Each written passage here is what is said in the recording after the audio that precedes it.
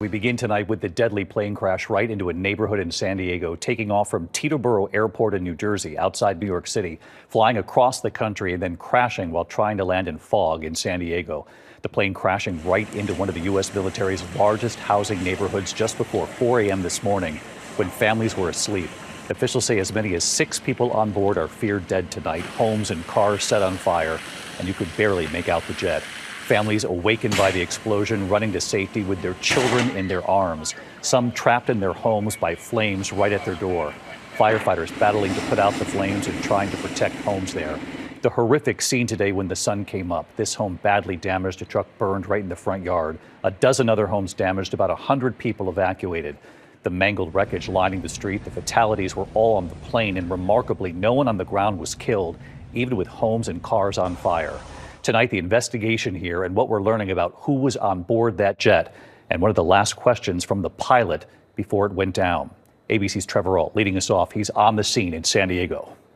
Come on, let's go! Let's go! Let's go! Tonight, the terrifying escape in the dead of night after a small plane slammed into the San Diego neighborhood. At least 6 people on board feared dead, more than a dozen homes and cars set ablaze. Ben and Srujana McCarty rocked awake. All I could see was fire, and the roof of the house was torn off. You could see the night sky from our living room. Their neighbor Gilbert Gonzalez rushing to help as the McCarty family grabbed their children and pets. Hey, we gotta be careful. There's things still explosive. As I walked up, there was a kid getting, brought over the fence. It was handed down to me. I said, give me the kid. And then a second kid came down, so I'm holding 2 kids at the time. The family rushing to safety, fearing their neighbors were still asleep. Not awake yet. It's okay. They're not awake. Cars exploding, shaking the block. Jessica Schrader describing the horror. I woke up and I looked out the window and there's fire all in front of my house. I didn't know. I just kept hearing explosions, and the fire was up to right in front of my front door. So I'm trying to figure out how to escape with my kids. A neighbor throwing a ladder over her back fence, she and her family jumping onto the next door trampoline to safety.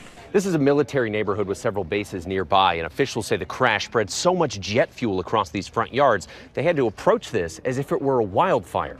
The Cessna business jet had taken off from Teterboro, New Jersey late last night, making a pit stop in Wichita, Kansas, before attempting to land in San Diego through heavy fog. Moments before the crash, the pilot asking for weather conditions. Air traffic control warning visibility was minimal. The pilot responding, "All right, doesn't sound great, but we'll give it a go." And then on final approach, seconds before the planned landing, the plane vanishing from radar 500 feet in the air, clipping a power line and crashing into this Murphy Canyon community. Well-known music agent Dave Shapiro was one of those killed on the plane. And last night, Daniel Williams, a well-known Christian rock drummer, posting these photos on Instagram showing a private jet. Tonight, the NTSB confirms that's the plane in the crash, though it's not confirmed if Williams was on that plane. Incredibly, there were no fatalities on the ground, but 8 people were injured.